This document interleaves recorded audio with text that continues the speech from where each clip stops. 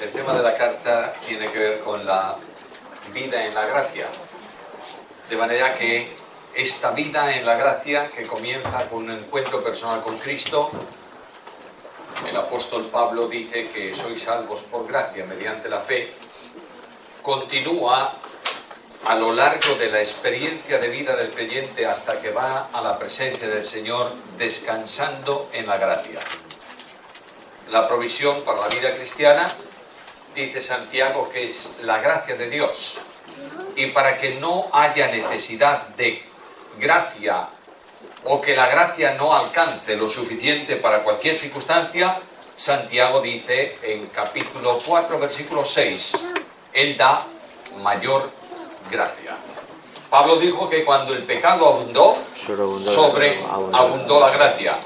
En la vida de santificación, la gracia es suficiente para que tú y yo corramos con paciencia la carrera que tenemos por delante, puesto los ojos en Jesús, mientras pasamos por experiencias, decía ayer, no siempre agradables. Las pruebas forman parte de la experiencia de vida, pero en cualquier circunstancia tenemos que entender que estamos viviendo sostenidos por la mano de Jesús. Jesús dijo, mis ovejas están en mi mano y nadie las arrebatará de mi mano. Y Jesús dijo, el Padre que me las dio es mayor que todos y nadie las puede arrebatar de la mano de mi Padre. De otra manera, la mano de la sustentación es la mano de Cristo, la mano de la comunión, del calor, es la mano del Padre que se cierra sobre ella, y nosotros vivimos entre la mano del Padre y la mano del Hijo. Por tanto, las circunstancias más adversas siempre se producen y se pasan en la mano de Jesús. Rodeados del cariño del Padre, no hay nada, dice Pablo, que pueda apartarnos del amor de Dios que es en Cristo Jesús. Queridos míos, esto es gracia. Y cuando la gracia no está presente en el púlpito de la iglesia no tiene mensaje que proclamar. Cuando hablamos de compromiso, de vida de compromiso, algunos piensan que para que haya compromiso hay que exhortar fuertemente a la congregación. Exhortar para algunas personas es golpear al rebaño de Dios. No es eso.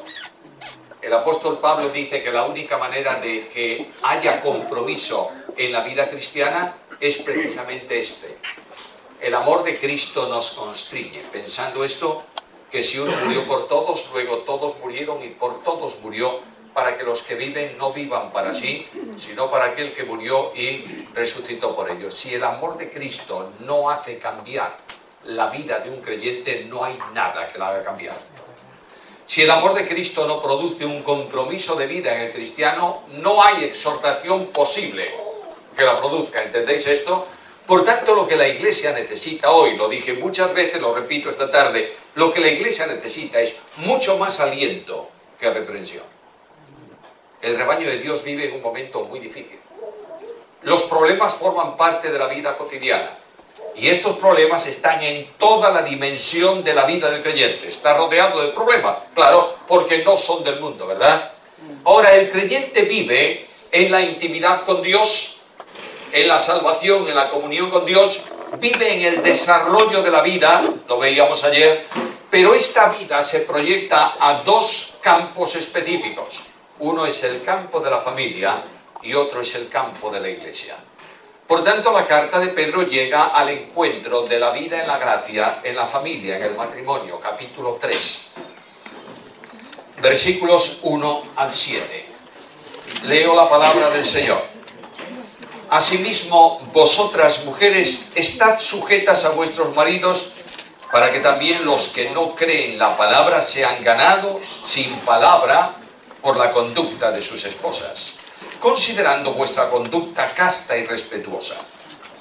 Vuestro atavío no sea el externo de peinados ostentosos, de adornos de oro o de vestidos lujosos, sino el interno, el del corazón, en el incorruptible ornato de un espíritu afable y apacible, que es de grande estima delante de Dios. Porque así también se ataviaban en otro tiempo aquellas santas mujeres que esperaban en Dios, estando sujetas a sus maridos, como Sara obedecía a Abraham, llamándole Señor, de la cual todas vosotras habéis venido a ser hijas, si hacéis el bien, sin temer ninguna amenaza. Vosotros, maridos, Igualmente, vivid con ellas sabiamente, dando honor a la mujer como a vaso más frágil y como a coherederas de la gracia de la vida, para que vuestras oraciones no tengan estorbo. 6 versículos para las mujeres y uno solo para los hombres. Qué bien.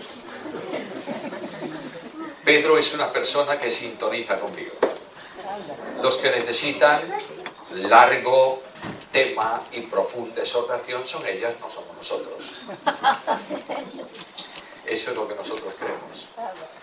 Pero indudablemente cuando tú lees este pasaje te das cuenta de 2 cosas importantes. La mujer tiene una serie de modos de expresar su conducta, pero el esposo tiene una sola manera de demostrar su relación, que es tratándola con respeto y tomándola como a vaso más frágil, como al regalo más grande de Dios. 3 cosas quiero mencionar en la enseñanza. Es una enseñanza muy larga. Hablar de familia es un problema para mí, de manera que supongo que es también para vosotros el mismo problema, porque todos estamos dentro del contexto de la familia. 3 cosas. Primeramente, la enseñanza. ¿Qué es? ¿Cuál es la enseñanza genérica de la Biblia en relación con el matrimonio? En segundo lugar, ¿cuáles son las demandas? Y yo voy a invertir el sentido del texto. Voy a tomar primeramente las demandas para el marido y luego las demandas para la mujer. Y finalmente, ¿cuál es mi responsabilidad frente a todo esto? Si nosotros entendemos esto, el matrimonio cristiano es un matrimonio de éxito en una sociedad de fracaso. Cuando Pablo escribe la carta a los Efesios, está hablando de Cristo y de la Iglesia durante 4 largos capítulos. Y de pronto Pablo dice: he dicho tantas cosas de la relación entre Cristo y la Iglesia que necesito un ejemplo para ponerles.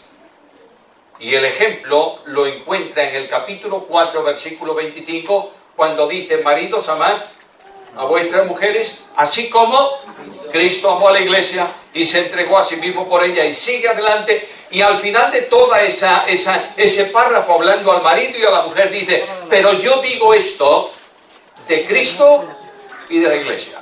Luego lo que está Pablo diciendo es: la sociedad nuestra no va a entender para nada la Iglesia, ni Cristo, ni su relación, ni su gracia, ni su amor, si el marido no ama a la mujer como Cristo amó a la Iglesia, y si la mujer no respeta al marido en la dimensión en que la Iglesia la hace con Cristo. ¿Entiendes? Lo que está enseñando Pablo no es tanto dependencia y jerarquía. Lo que está enseñando Pablo es comunión en unidad. El matrimonio cristiano es una unidad. ¿Lo crees? Para el mundo el matrimonio son 2 yos que se convierten en un nosotros, ¿verdad? Luego un día ese nosotros no funciona y se vuelven a 2 yos. ¿Entendéis lo que quiero decir? No es así en la Biblia. Para la Biblia el matrimonio es una unidad en la que el marido es cabeza y la mujer cuerpo. Por tanto, son 2 yos que se convierten en un nuevo yo. Y cuando tú rompes esa unidad, estás matando un yo. ¿Entiendes esto? No tiene recuperación posible. Es verdad que los problemas matrimoniales y la rotura matrimonial, etcétera, etcétera, hay que contemplarla en el aspecto, en el sentido en que se produce, y lo que los líderes de la Iglesia tienen que hacer en cualquier circunstancia de estas es buscar la restauración y la recuperación de los creyentes. Pero indudablemente hay un problema serio que nosotros tenemos que entender con claridad cuando entendemos la dimensión del matrimonio. La primera advertencia que tengo que hacerme a mí, primeramente, en la Biblia, es que se habla tanto en el matrimonio para el marido como para la mujer. Y hay un concepto de entorno matrimonial compuesto por 2 palabras diferentes. Primero es el concepto hogar. ¿Sabe lo que es hogar? Hogar es una palabra que deriva del latín. Casi todas las palabras castellanas vienen del latín, del griego también, por supuesto, pero específicamente del latín.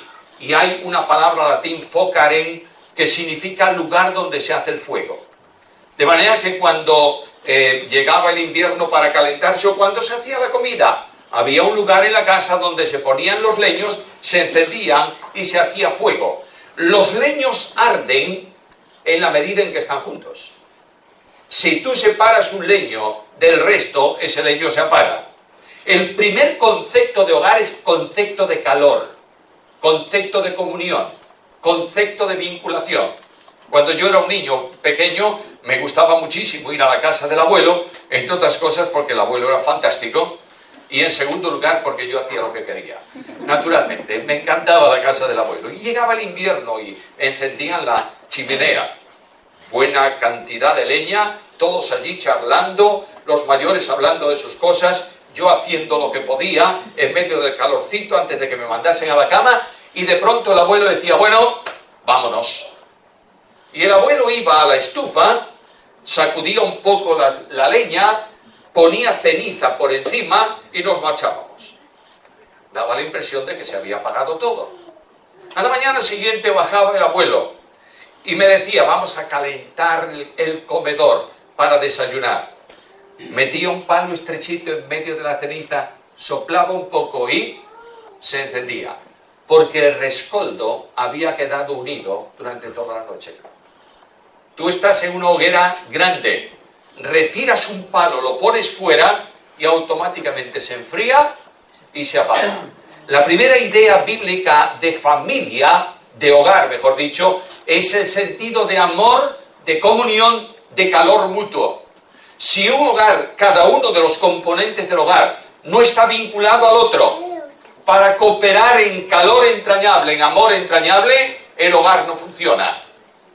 El Espíritu Santo de Dios produce en el corazón cristiano amor ferviente, amor hirviente, amor caluroso. El creyente se derrama hacia el otro en un amor sin condiciones como Cristo amó a la iglesia. No amamos, no podemos amar a nuestras esposas por lo que nos dan. Las amamos por necesidad. ¿Entiendes esto? Porque esto es lo que Cristo hizo con la iglesia. El creyente no ama por mandamiento. Mira, yo no amo porque me mandan a amar. No, porque resulta que tengo que amar a algunos que me son realmente antipáticos, ¿entiendes? Y a otros me gustaría mucho más retorcerle el cuello que amarlos. Pero entonces, ¿por qué los amas? Por una razón, porque Cristo vive en mí. Y Cristo me amó a mí y se entregó por mí. Por tanto, no me queda otra opción. La opción del cristiano es amar. Segundo, además de hogar, está el sentido de familia. Y esa palabra deriva de otra latina, fámula. ¿Sabe lo que significa? Criada, servidora. De manera que el sentido segundo de hogar es el de servicio los unos para con los otros. ¿Recuerda lo que dice Pablo? Sometiéndoos unos a otros en el temor de Dios. No hay jerarquía en el hogar. No hay príncipe y criados. En el hogar hay una unidad de servicio, sirviendo los unos a los otros en amor. Cuando esto no se produce, no existe el funcionamiento correcto del hogar cristiano. Tú lees eso y encuentras que por lo menos hay 4 cosas que tienen que aparecer en el hogar cristiano. En primer lugar, unidad. La familia es una unidad. El matrimonio es una unidad. En segundo lugar, tiene que haber convivencia, porque el hogar, la familia, es una vida común. En tercer lugar, tiene que haber la misma orientación, por eso se llaman consortes. ¿Oísteis la palabra alguna vez? Este es el consorte, es decir, el que corre, el que lleva la misma suerte. Y finalmente, el cónyuge, que significa llevar el mismo yugo. Cuando antiguamente se ponían 2 animales a un carro, los 2 llevaban la carga y se la repartían. Al principio resultaba un poco difícil para un animal uncido por primera vez a un yugo. No quería, le molestaba, no quería saber nada. He visto hacerlo varias veces en la aldea. De manera que tenían que poner una vaca, un buey, un animal más joven que no había puesto nunca yugo, y al lado de él le ponían otro que estaba muy acostumbrado. De manera que cuando le ponían el yugo al que no había llevado nunca, empezaba a revolverse, no quería correr, pero el otro tiraba y lo llevaba por el camino. La carga del hogar no es para la esposa ni para el esposo, es para los 2. Por tanto, tenemos que entender este concepto a la luz de la Biblia. Un asunto más, el matrimonio es de máxima dignidad.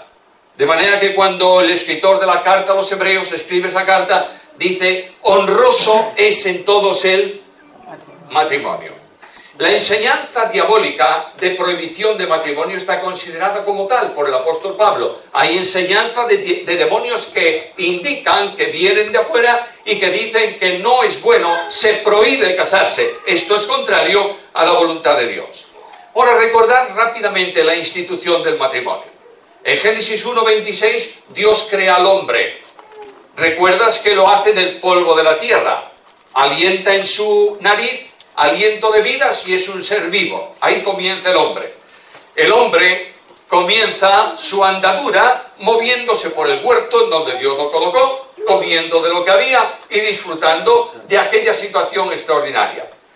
Dios le reconoce como el virrey de la creación.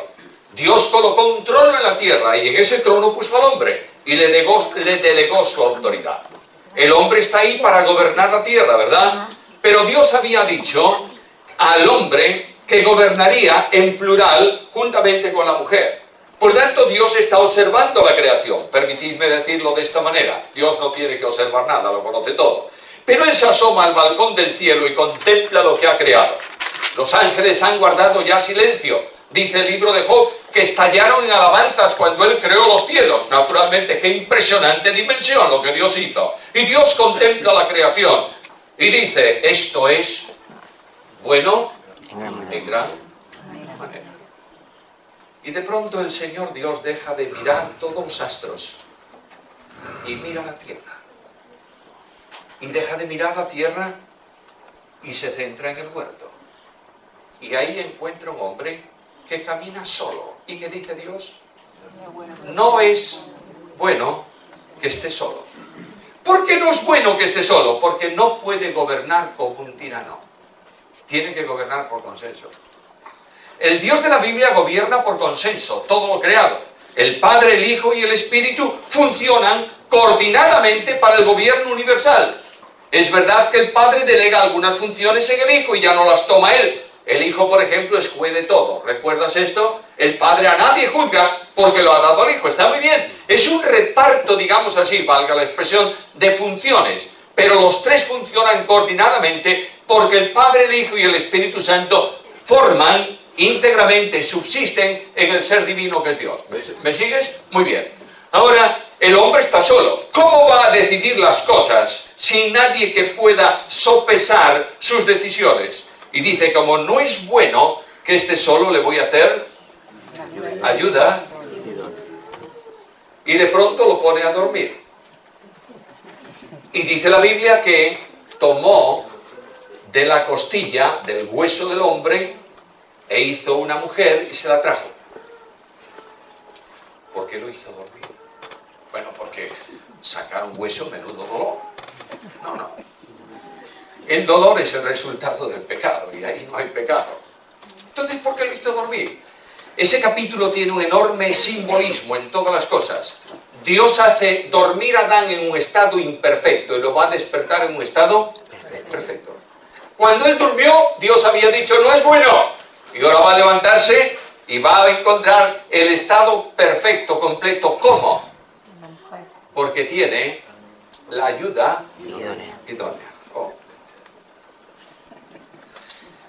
Hasta ese momento, no sé si Adán hablaría solo. Pero lo que sí tengo claro es que, aunque hablase, no lo entendía nadie. Por ahí pasaba la cigüeña, la jirafa, el oso, no sé qué. No tenía con quién dialogar. Ay, Señor. De pronto le dio una charlatana impresionante. Que no para de hablar. Es su ayuda idónea. De manera que cuando Adán dice, vamos por aquí, ella dice, ¿y por qué hay que ir por ahí? Esto, mira qué pájaros tan lindos, a mí no me gustan tanto. ¿Entiendes? Es la contrapartida a lo que Adán necesitaba. De otra manera, ayuda idónea tiene una radical en el hebreo que indica específicamente a alguien con quien dialogar. Que esté frente. alguien con quien dialogar. En el seno trinitario el Padre está frente al Hijo y hay un eterno diálogo de comunión.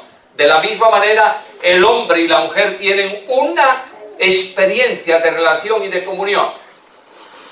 No sé si alguno de vosotros ha visto un vídeo por ahí, fantástico, si no buscadlo, que se titula, es un pastor que habla de hombres y de mujeres, la diferencia entre hombres y mujeres. ¿Visteis el vídeo de las cajitas o no? ¿Alguien lo vio? No, pues buscarlo, porque no lo voy a contar esto. Pero lo que sí quiero deciros es que Dios creó una persona igual al hombre, pero diferente. Por eso cuando Adán la ve, dice, será llamada varona. Adán no le puso nombre. Dijo, no puede llamarse de otra manera. ¿Me estáis siguiendo la idea? Dios trajo a los animales a Adán y le dijo, tú eres el Señor de la tierra, toma, hay que llamarlos, porque son tuyos. Y Adán le dio el nombre, pero a la mujer no le dio nombre. Dijo, tiene que ser llamada varona. Un varón diferente. Y ahí comienza la andadura de comunión entre el hombre y la mujer. Claro, Dios ha hecho dos cosas muy distintas. La mujer es la mujer y el hombre es el hombre. El hombre tiene un cerebro cuadriculado, tú sabes eso, ¿verdad? Y casi siempre utiliza una parte del hemisferio para pensar. Como somos tan importantes, la otra no nos vale. La dejamos ahí, tenemos bastante. Eso no nos vale. De manera que el pensamiento del hombre es esquemático. Tú tienes un hombre en una empresa que fabrica un producto malísimo y él está en la sección de reclamaciones. Y le llaman de todo durante todo el día. Y al final llega a su casa y su esposa le pregunta, ¿qué tal el día? Bien. ¿No hubo ninguna novedad? Ninguna. Porque él está pensando en el esquema que tiene en su cabeza. Yo estoy aquí en esta sección y lo normal es esto, lo anormal sería lo contrario, por tanto no hay novedades. La única novedad para él sería no sé lo que al salir viese que un autobús atropella a una viejecita. Eso es novedad, no estaba en el esquema. Ahora llega a su casa. Pues yo tengo novedades. Bueno, cuéntame qué novedades. Pues mira, se acabó el butano. Hombre, no es una novedad, el butano se acaba. Y además de esto se me averió la lavadora. Bueno, también se averían las lavadoras. Y además de esto hay que comprar no sé qué. Y además de esto la vecina de al lado y tú dices, para un poquito, por favor. No me hables más, que lo que yo quiero es poner las zapatillas y ver el Barça Madrid tranquilamente en la televisión. De ahí que el hombre necesita entender a su esposa. La mujer tiene necesidad de comunicación, necesidad de diálogo. A veces nosotros en ese vídeo, es muy interesante el vídeo, dice el pastor que habla de familia, que el hombre tiene en el cerebro una cajita para cada cosa. Y hay una cajita que es la cajita de la nada. Cuando el hombre está en la nada, viene la mujer y dice, ¿qué te pasa?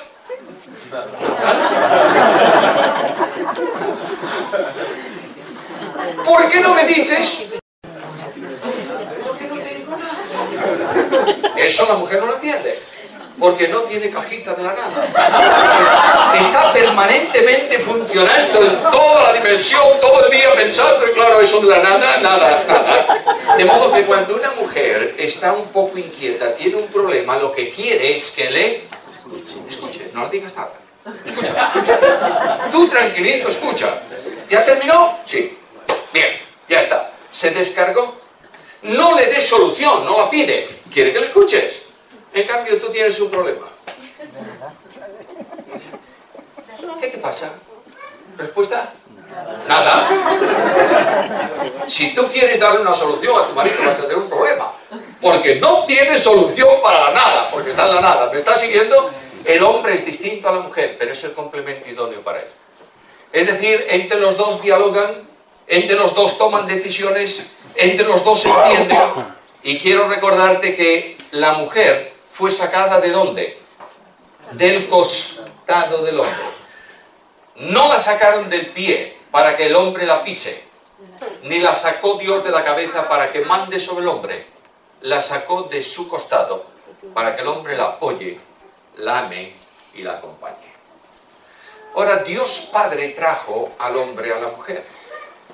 Perdón, la mujer al hombre. Como padre. Dije, mira, Adán, esto es mi hija. Ahora te la entrego para que sea tu esposa. Ojo con ella, porque es mi hija. Tienes que tratarla como si fuese un vaso más frágil. Y de pronto la Biblia abre una panorámica del pensamiento de Dios para el matrimonio. Y la Biblia presenta el matrimonio como una relación bien reconocida. ¿Dejará el hombre a su padre y a su madre? Se unirá a su mujer, serán los dos una sola carne. ¿Lo entendimos bien eso, hermanos queridos maridos? ¿Lo entendemos bien eso? Lo que me sorprende es que la sociedad humanista dice que es la mujer la que se entrega al hombre. De modo que el hombre tiene que conquistar a la mujer. La Biblia dice lo contrario. Dice, tú eres el que tienes que entregarte a ella en toda la dimensión de la palabra. Porque es tu esposa. Y has de dejar la relación de vida que llevabas antes para empezar una nueva. Dejará el hombre a su...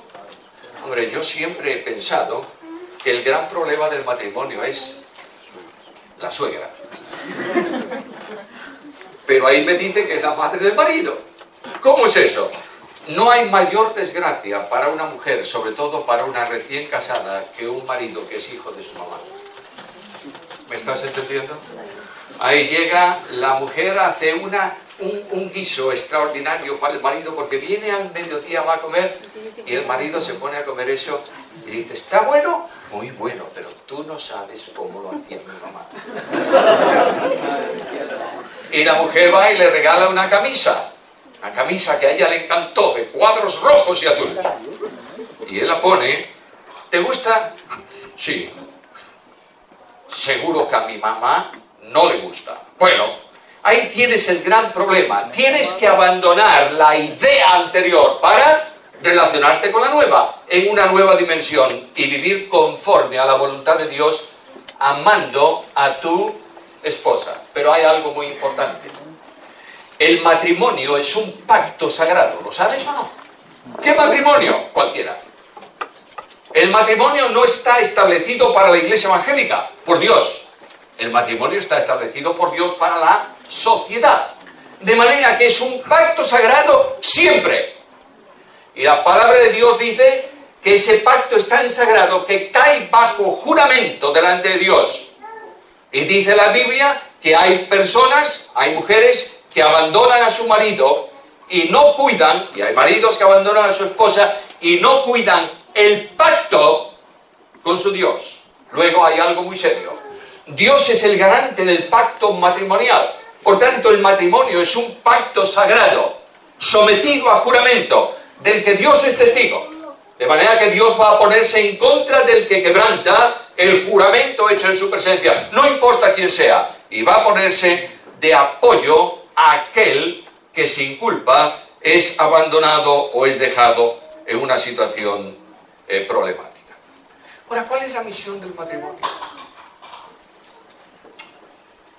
La respuesta que se dio a esto ha sido generalmente una muy condicionada. La principal misión del matrimonio es la procreación. Porque Dios dijo, llenad la tierra, multiplicaos. No, eso no es la razón principal, es el regalo que Dios hizo. Dios regaló al matrimonio, le hizo un regalo fantástico, la fertilidad. Sin ese regalo no serían fértiles. Y luego le dice, usadla. Aquí tenéis una relación que Dios prepara para el disfrute personal y para la extensión de la raza, pero no le dijo a Adán que llenase él solo la tierra. Habían de ser también sus hijos y luego después. Hay algunos creyentes muy ortodoxos, entre comillas, cuyas relaciones matrimoniales no tienen ningún tipo de reserva, de modo que vengan ¿cuántos hijos? Los que vengan. Pues tampoco es sentido común, que es el menos común de todos los sentidos. Porque hay que colocar al niño en un mundo de modo que pueda funcionar. Eso es limitado para ti. No puede hacerlo todo.